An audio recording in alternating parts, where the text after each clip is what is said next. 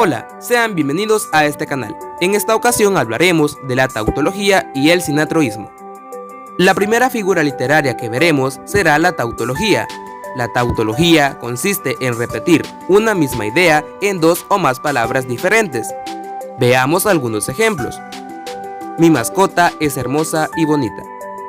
Bonita y hermosa es lo mismo, pero en términos diferentes, por lo que aquí hay una tautología.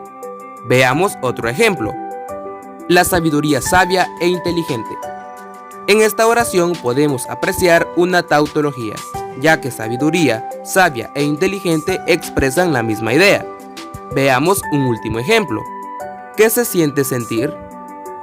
Además de la figura interrogación, porque hay una pregunta, también la figura tautología está en esta oración, ya que siente y sentir es lo mismo, y están dentro de la misma oración. Por último, veremos la figura literaria sinatroísmo, la cual consiste en utilizar en una misma frase muchos adjetivos, verbos o preposiciones. Para una mayor comprensión de esto, veamos algunos ejemplos. Verde, importante, bella, radiante, vital y especial es la naturaleza. En este ejemplo podemos ver muchos adjetivos dentro de una misma frase, por lo que podemos decir que se encuentra un sinatroísmo en esta oración. Veamos otro ejemplo. Siente, ama, aprecia y vive cada momento de tu vida.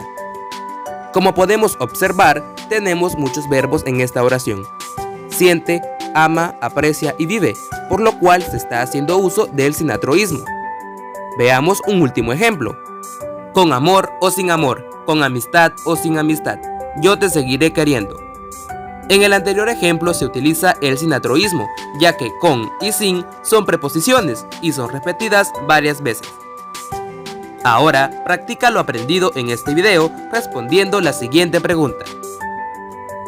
¿Qué figura literaria se utiliza en Su Santidad Santa y Pura? Un ejemplo a seguir.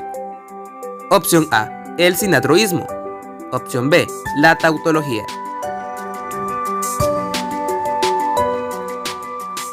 La respuesta correcta es la opción B, ya que se repite dos palabras que transmiten la misma idea. Espero te haya gustado y servido este video. Si fue así, dale like y compártelo. Te invito a suscribirte a este canal y no olvides activar la campana de las notificaciones para que no te pierdas todo el nuevo contenido que se subirá en este canal. Hasta pronto.